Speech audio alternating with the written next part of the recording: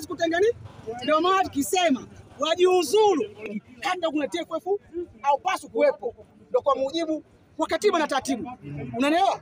Sasa tuzungumze. Tutazungumza kiukweli. Jambo hili maana yake limekuja kufukunywa mambo mengine ambayo hayapo. Tujiulize, kamati zetu ina sura kitaifa? Kamati zetu ina sura kizalendo? Unaelewa?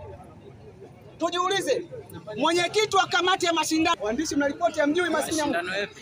Mwenyekiti wa mashindano ya ligi kuu kamati ya mashindano ni nani? Msafiri Mgoi. Mwenyekiti wa Kigoma. Uongo kweli? Katibu mkuu wa TFF anatokea wapi? Kigoma. CEO wa bodi ya ligi anatokea wapi? Kigoma. Unanielewa? Mwenyekiti wa kamati ya waamuzi anatokea wapi? Amdun Naso anatokea wapi? Kigoma. Unataka kusemaje mwalimu? No.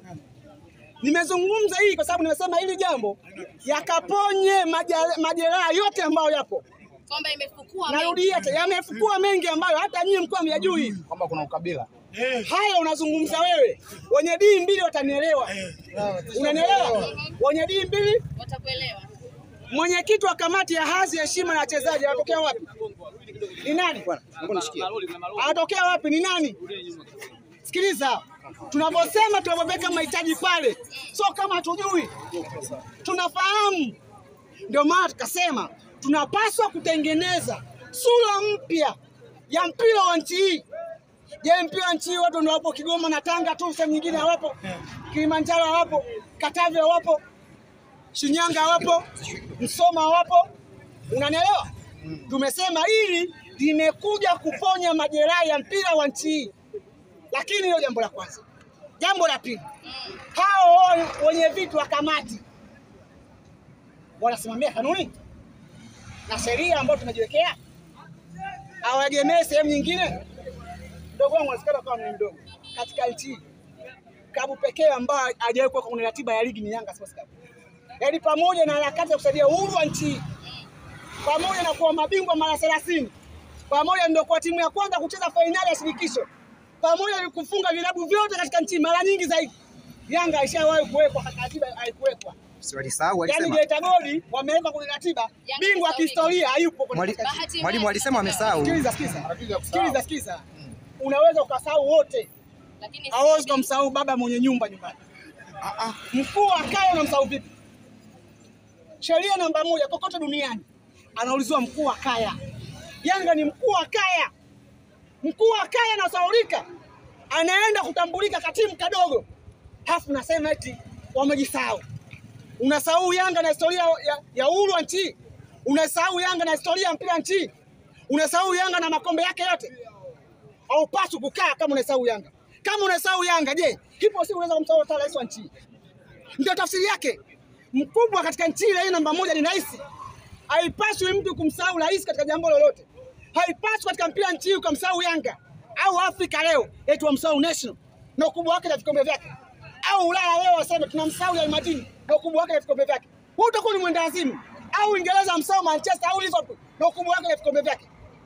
Ndio maana tukasema tunahitaji kuponya majeraha ambayo ya muda mrefu. Na Yanga anakuwa ubingwa kwa sababu anawekeza. Tunahangaika kutafuta wachezaji wakubwa kina Stefano Aziki na Pacome. Tunauana na vilabu vikubwa duniani kuwaleta hapa kaisa Tanzania. Wapuuzi hawa kina Derek wanasema ni ufatia Tanzania. Kwani mwalimu bodi haijawahi kuwafanyia lolote jema? Manake mmekuwa mkiongelea mambo hasi tu kuhusu bodi.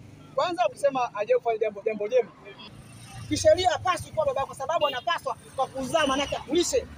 Yaani tumewalipa fedha kwa sababu pale unakani kwa kodi zetu sisi. Ndio. Unaelewa? Wale ni wajibu wao kuyatenda hayo.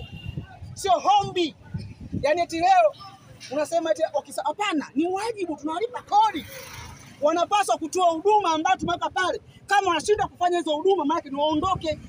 Ndio wameshindwa, ndio maana tumesema waondoke. Sasa tutakatukuuliza kidogo.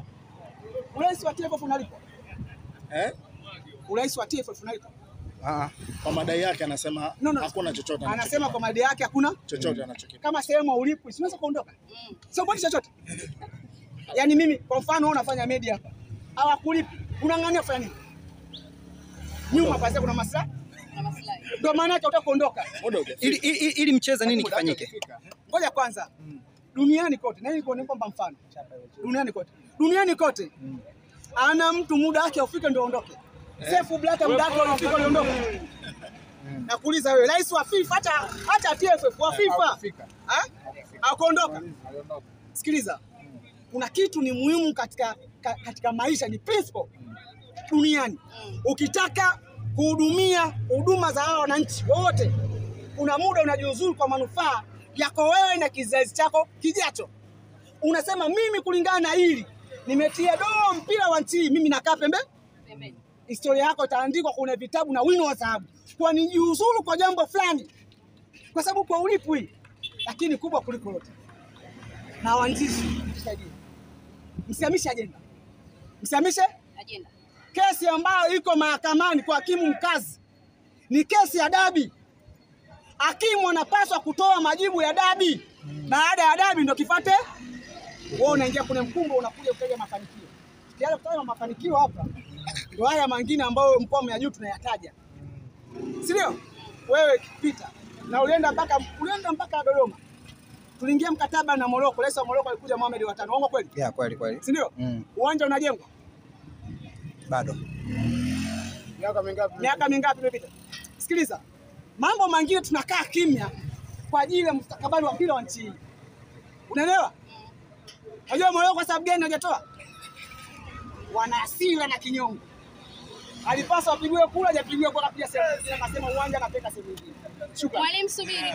Mwalimu, ili mcheze nini kifanyike? Jambo ni moja tu. Tumeshataja mataji.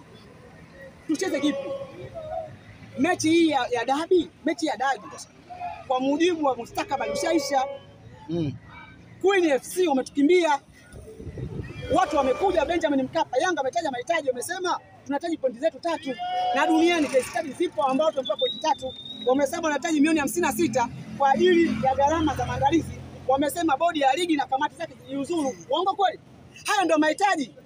Lakini nakwambia mdogo wangu Peter, tukimhitaji mai wetu muda wote tunamshughulikia. Tukimmiss mai wetu. Ndio maana baada ya dabi tulimmiss. Tukasema mbona hujaja, tukampata Mungu. Tukamgongea kakibi. Tukimmiss mai wetu muda wote tunamshughulikia. Kwa hiyo kama anaweza kujikaza, mwambie jikaza, kukutana katika FA. Mwalimu, tumalizane na hila hapa kwanza. Rais amesema bado atakuwa na mazungumzo na waziri ya mara kwa mara hivi vikao. Vipi kama utaamua kufanya maamuzi ya busara kwa upande wenu kama wanachama na mashabiki wa Yanga, mtakubaliana na yote ambayo ataamuliwa? Maamuzi ya busara ni yapi? Ya kucheza dabi. Hayo ndio ya busara. Yaani kuna maamuzi bora. Inavyotajwa kwa maamuzi ya busara. Kwako wewe, mtazamo wako wewe. Sio inavyosemwa. Maamuzi ya busara yangetakiwa wale Queen FC walivyoandika ile nani, ile tangazo lao lile la usiku, bango lao lile, walipaswa waziri kuambia hii haitakiwi mje uwanja. Hayo ndio maamuzi ya busara. Yaani mtu akimbie yeye ameharibu mechi yeye, alafu busara ije kwa Yanga. Busara na sheria tofauti. Busara inamkandamiza mtu mwenye haki duniani. Hakuna busara ambayo inamnufaisha mtu ambaye mwenye haki, haijawahi kutokea duniani. Ukiambiwa maamuzi ya busara, maana yake mwenye haki anakandamizwa.